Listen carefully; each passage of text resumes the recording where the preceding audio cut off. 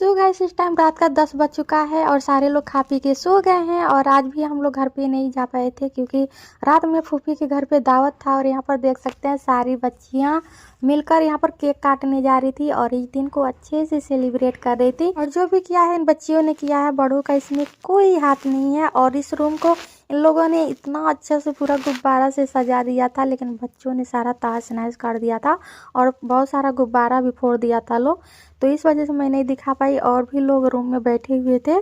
तो यहाँ पर मेरा बाबू खेल रही थी और सुबह का टाइम हो गया था, हम लोग निकलने वाले थे घर पे। और आज ही हमें ससुराल भी जाना है तो बहुत ज़्यादा लेट हो रहा था। और यहाँ पर भाभी लोग रोक के रखी थी नाश्ते के लिए, तो यहाँ पर नाश्ता बन गया, फिर हम लोग जल्दी जल्दी खा के निकल गए थे। और ये मेरी फूफी का दूसरा वाला घर है, तो यहाँ पर बकरियाँ रहती हैं और सब्जियाँ लगाई जाती हैं जो भी ज़मीन है।